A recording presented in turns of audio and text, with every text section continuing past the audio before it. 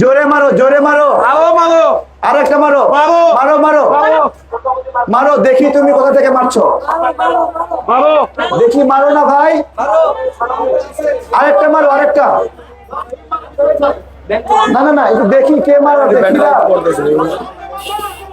আচ্ছা, ছাড়ো। দাঁড়াও, দাঁড়াও। আমার নাম কি মানে? আপনি মাথা মাথা আপনি মাথা মাথা আপনি বলছেন এই থাক, চুপ চুপ চুপ চুপ। আপনি বলছেন এই, এটা কি করলে, এটা কি করছো, এটা আচ্ছা, এটা কেন করছো এটা?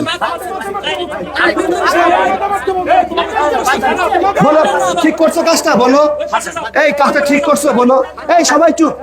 দেখেন, আমি আপনাদের মেহমান না, এখানে কাজটা ঠিক করতে সে ঠিক করছে কাজটা।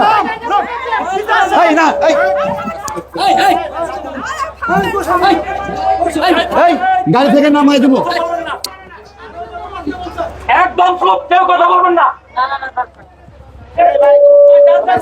আচ্ছা শোনেন, আমি বলছি, দেখেন এটা কি কাছে ঠিক করছে বলেন? এখানে আমরা সবাই নির্বাচন করছি না, বলেন ঠিক না?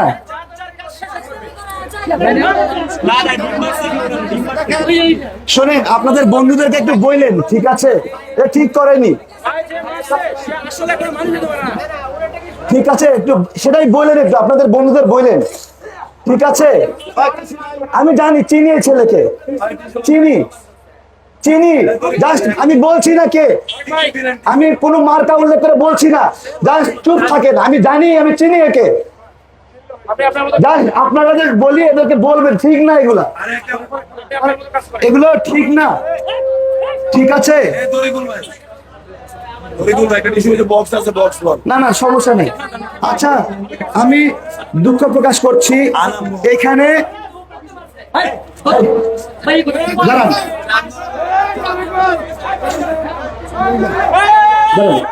এই সবাই শব্দ করেন না।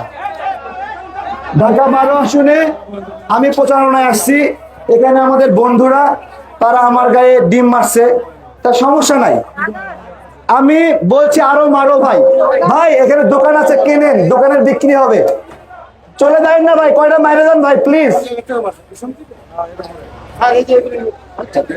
না সমস্যা নাই, না না, তারা দেখেন আমি আসছি না, না আমি তো দেখেন এটা বিষয় না, দেখেন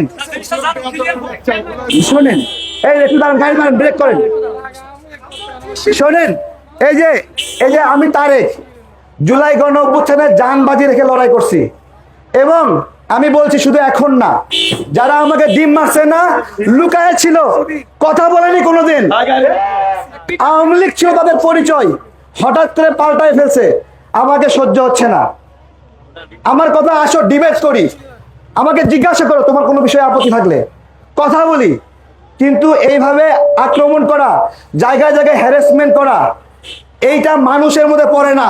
নামটা উল্লেখ করেন অবশ্যই। আপনি নামটা ই করেন না, কিটা? কেন করবেন না? সবাই জানবে না? না, নাম উল্লেখ করবো কি, চলে গেছে তো, সমস্যা নাই। একদম লোক তো কয়, সবাই লোকজন জানো।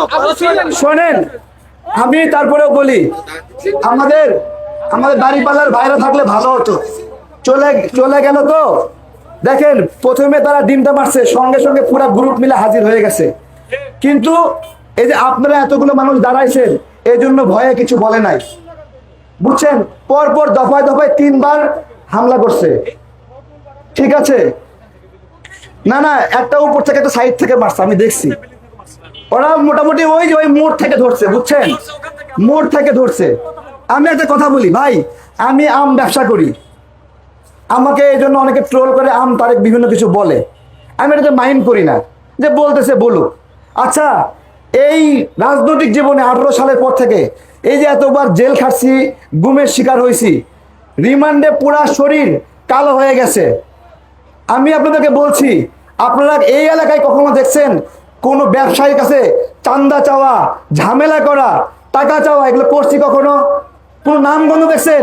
যদি দেখেন, কোনোদিন দেখেন কোনো চুরি দুর্নীতি করছি, আমাকে ডাইরেক্ট মাটির নিচে গাইরে ফেলবেন, আপনারা গাইরে ফেলবেন, কোনো বিচার দেওয়া লাগবে না।